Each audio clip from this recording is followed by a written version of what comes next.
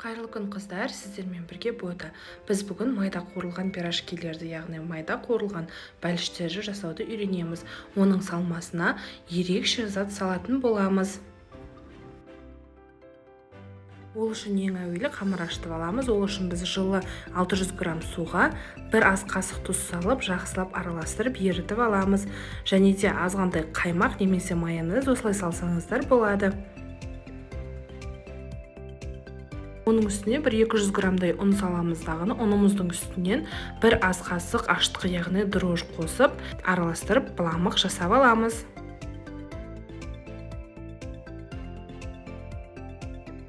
Енді осы быламығымыздың үстіне қалған ұнымызды салып, жұмсақ етіп қамыр илейміз.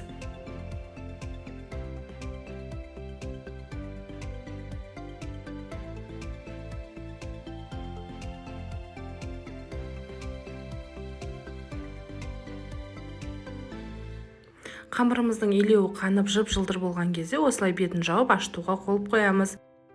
Біздің ерекше салмамыз қыздар, ол қойдың ішек қарыны. Дәмі тура еттікінде белеші сияқты болып шығады. Ол үшін алдыменен ішек қарыны жақсылап жуып тазалап бір қайнатып алғаннан кейін осылай өткізіп алыңыздар.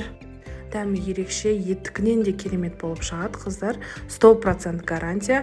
Енді бұны өткізіп дайындап алғаннан кейін бір немесе екі пиязды осылай өзіңізге ыңғайлы етіп турап алыңыздар. Қалай турасаңыздар да маңызды емес, қазір бұны қуырамыз.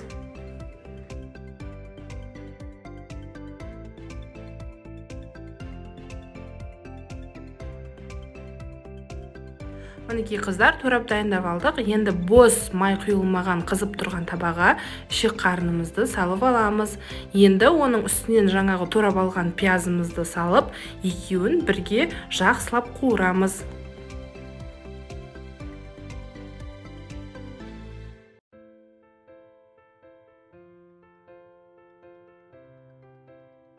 Бетін жауып қуырыңыздар қыздар, сонда ішек қарынның өзінің соғы шығады дағыны, өзінің алдыменен согында өзі бұғып әдемі болып піседі.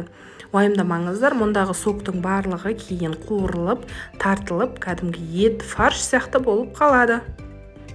Мінекей осындай болып шықты.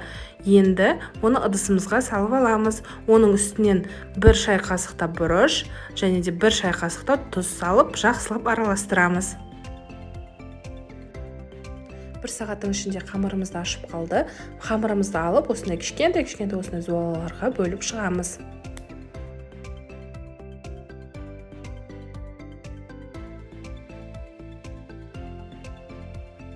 Енді зуаламызды алып, осы видеодағыдай етіп жаямыз.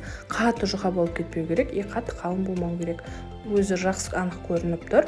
Енді оның ішіне жаңағы салмамызды салып, жақсылап екі жағын бір-біріне қаратып, осылай түйіп шығамыз. Түйген кезде қатты шымшып қысып түйіңіздер қыздар, себебі арасы ашылып кетсе, майға шашырап барлығы шығып кетеді. Енді екіншісіне де дәл солай салмамызды саламыз дағыны, екі жағын бір-біріне беттестіріп түйеміз.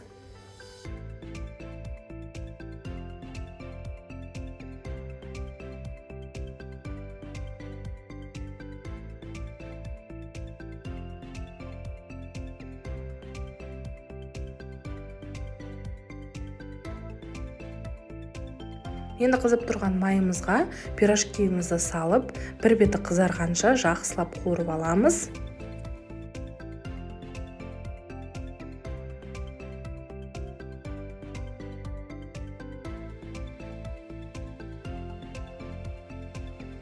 Қып-қызыл болып қуырылғаннан кейін екінші бетіне ауыстырамыз қыздар.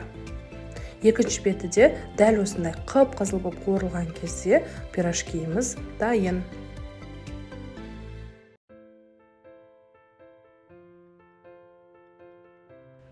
Міне пирожкиіміз дайын қыздар. Енді оны шолпының көмегімен жақсылап майын сырғытып сүзіп аламыз.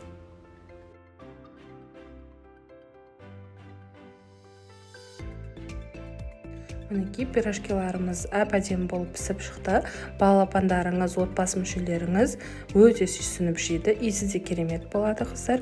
Міндетті түрде жасап көріңіздер. Сіздермен бірге болған бота. Егер видео ұнаған болса, лайк басып, комментария қалдырып, менің каналыма тіркелуді ұмытпаңыздар.